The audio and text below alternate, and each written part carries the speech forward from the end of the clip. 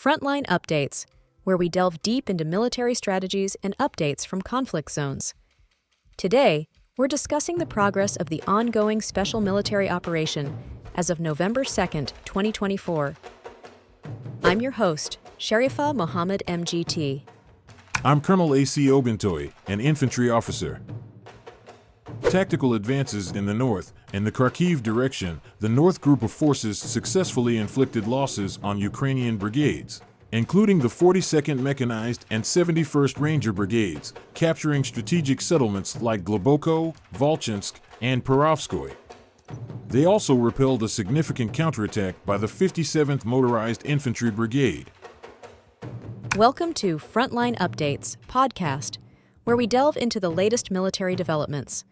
Today, we're joined by Colonel A.C. Oguntoye, who will brief us on the current status of the special military operation as of November 2nd, 2024. Colonel Oguntoye, thank you for joining us. Thank you for having me. I'm here to offer a comprehensive briefing on the progress of our operations. Let's start with an overview. What have been the key objectives and achievements over the past day or so? This past week, our forces conducted targeted operations across multiple regions, focusing on degrading Ukrainian capabilities and securing key positions. In addition to engaging Ukrainian forces on the ground, we've also aimed to disrupt their infrastructure supporting military activities by targeting energy facilities, supply lines, and key positions with high-precision strikes. Let's dive into the regional specifics, starting with the North Group in the Kharkiv region. What progress has been made there? The North Group of Forces made significant headway in Kharkiv. We focused on areas around Globoko, Volchansk, and Stroyevka, inflicting losses on the 42nd Mechanized and 71st Ranger Brigades, along with multiple territorial defense brigades. Additionally, we successfully repelled a counterattack from the 57th Motorized Infantry Brigade.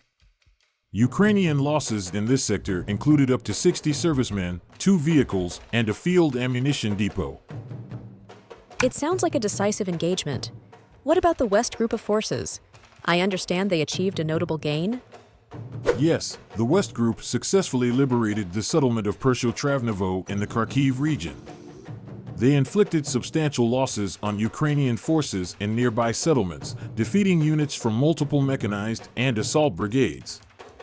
We repelled an attempted counterattack by the 14th Mechanized Brigade, leading to the loss of around 470 Ukrainian servicemen, a tank, and several artillery units, including U.S. and Polish-made assets. With counterattacks being a constant challenge, how has the Southern Group of Forces been faring? Our Southern Group has continued to improve their tactical positioning, repelling counterattacks and securing key areas. In settlements such as Asav Yar and Kurakovo in the Donetsk region, they engaged Ukrainian forces, including airborne and mechanized brigades. Ukrainian forces lost approximately 800 servicemen, 10 vehicles, and key artillery assets, including a Polish-made Krab self-propelled artillery unit. It seems the Southern Front is holding well. What advancements have the Center Group of Forces made in the Donetsk region? The Center Group has been highly active, successfully liberating the settlement of Kurakovka and engaging Ukrainian brigades around Dzerzhinsk and Kalinovo. They faced and repelled 5 counterattacks, which resulted in about 535 Ukrainian casualties. Additionally, we destroyed Ukrainian assets, including a Grad multiple launch rocket system and several artillery units. Moving to the East Group of Forces, what progress can you report there? The East Group continues to push into enemy defenses, securing settlements such as Razdolnoye and Oktyabr in Donetsk. We defeated multiple Ukrainian formations, including motorized infantry and ranger brigades, resulting in losses of around 115 Ukrainian servicemen and the destruction of equipment, including U.S. and French-made artillery. It seems that all fronts are advancing steadily. How about the DNEPR Group of Forces in Zaporizhia and Kherson? The Dnepr Group has also been effective, targeting Ukrainian forces in the settlements of Novodanilovka, Stepnoy, and Kamenskoye in Zaporizhia.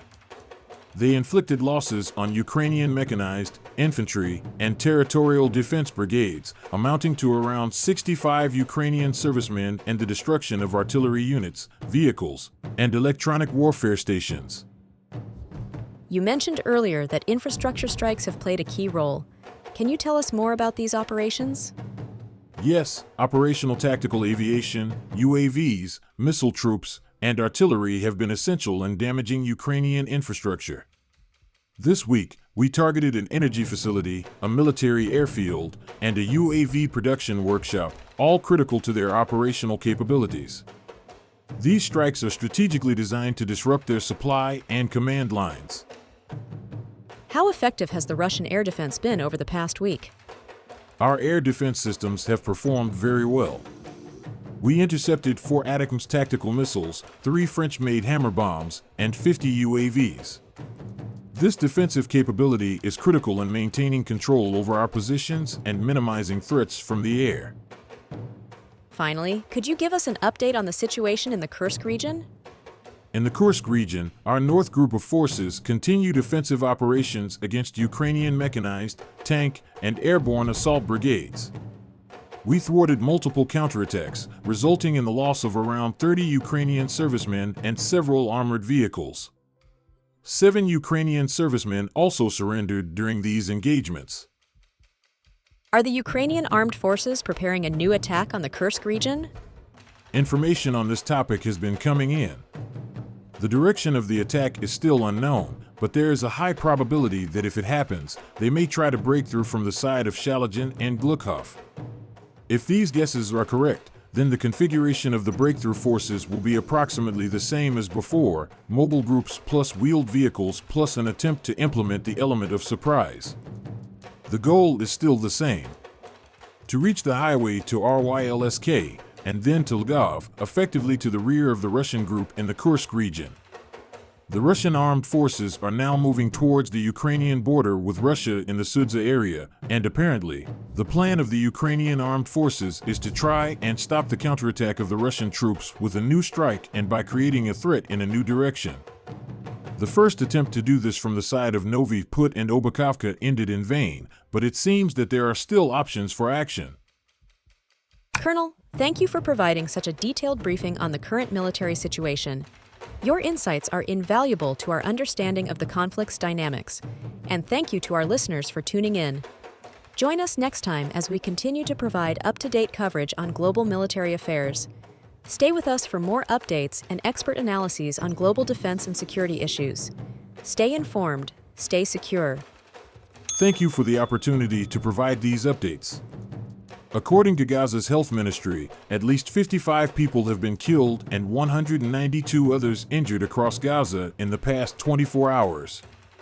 Additionally, local authorities report that heavy Israeli airstrikes targeted at least 25 towns and villages in Lebanon's Bekaa Valley on Friday, resulting in numerous fatalities.